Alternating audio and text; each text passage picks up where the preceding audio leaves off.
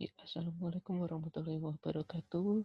Perkenalkan, nama saya Milky Dinarias Kris Yuniawan dari Prodi Pendidikan IPA.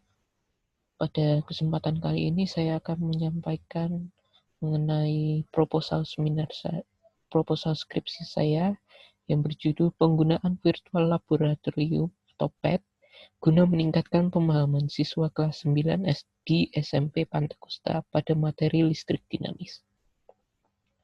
Latar belakang kenapa saya memilih ini, karena pendidikan itu merupakan salah satu kunci kesuksesan dalam suatu negara dalam mengembangkan sumber daya manusia yang ada. Nah, dalam pendidikan itu ada beberapa aspek yang dinilai. Ada aspek kognitif, psikomotorik, dan juga afektif. Aspek kognitif itu biasanya dari nilai harian yang ada didapatkan oleh siswa.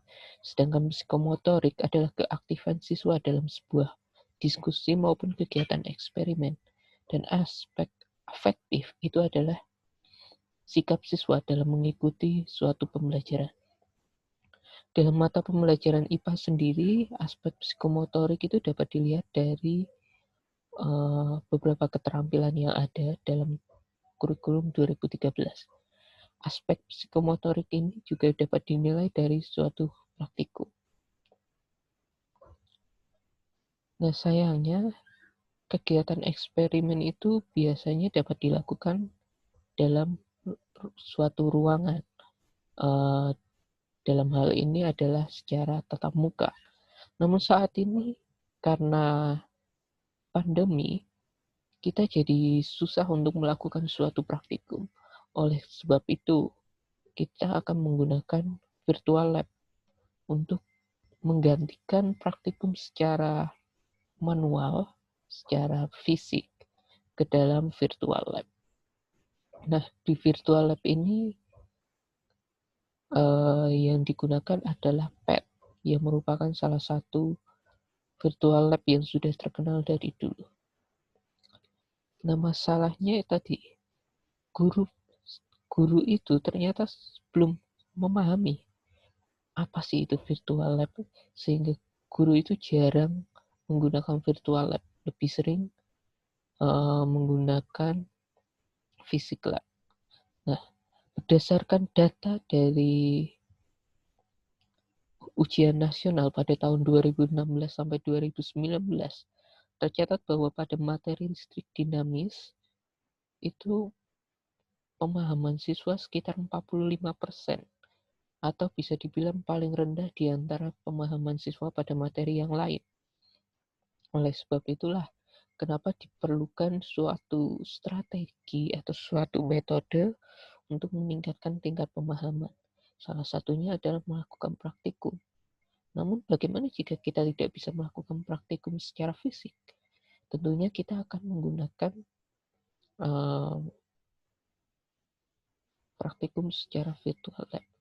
Nah, rumusan masalahnya adalah apakah betul penggunaan virtual lab itu dapat meningkatkan pemahaman siswa, khususnya di materi listrik dinamis, sebagai pengganti praktikum secara fisik.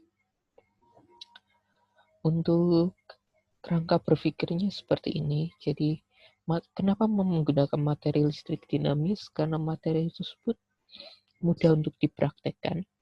Apalagi di pandemi sekarang, mungkin bisa ditemukan barang-barang yang mudah untuk dilakukan praktek. Kemudian di setiap harinya, siswa itu menemui mengenai materi listrik dinamis ini. Nah, di sini kita dapat melihat bahwa siswa itu bisa paham jika penjelasan materi oleh guru itu bisa melalui presentasi dan diskusi. Siswa itu dapat memiliki tingkat pemahaman, kemudian melakukan eksperimen. Namun ternyata dari kedua hal tersebut terdapat beberapa kendala. Yang pertama, masih terdapat miskonsepsi siswa pada materi listrik dinamis. Kemudian pemahaman listrik dinamis masih belum ada peningkatan yang cukup pada ujian nasional. Kenapa bisa begitu? Karena mungkin guru itu terlalu terburu-buru sehingga masih ada beberapa miskonsepsi yang ada di materi tersebut. Kemudian ketika kita melakukan eksperimen, apa yang terjadi? Kendala apa yang terjadi? Yaitu yang pertama, karena pandemi, sekolah kita tidak dapat melakukan praktikum secara offline. Kemudian ternyata melakukan eksperimen itu dapat memantau, meningkatkan pemahaman siswa lebih baik ditimbangkan hanya diterangkan saja. Nah, dari itu saya ingin menggunakan virtual lab seperti PET pada masa pandemi ini untuk meningkatkan pemahaman siswa di masa pandemi. Karena berdasarkan hasil tersebut, saat tatap muka saja masih di bawah gitu. Bagaimana dengan saat pandemi? Oleh sebab itu,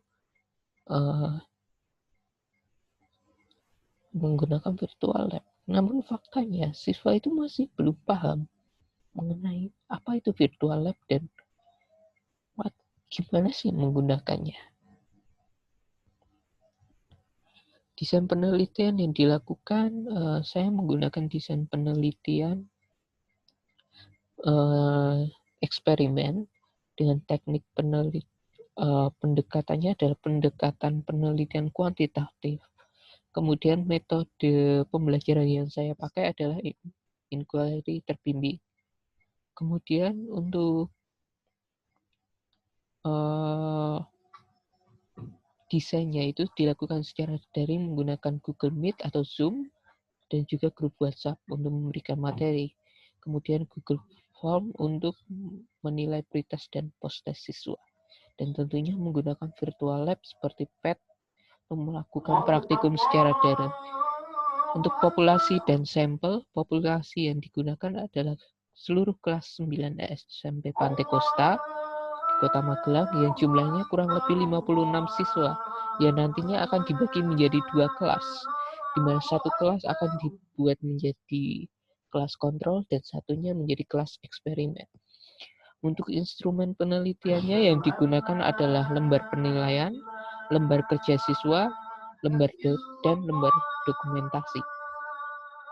Kemudian untuk teknik pengumpulan datanya adalah observasi, dokumentasi, kemudian hasil observasi pemahaman siswa. Untuk teknik analisis datanya menggunakan teknik analisis normalis gain atau endgame yang dapat dihitung dengan menggunakan persamaan endgame dari persamaan Meltzer.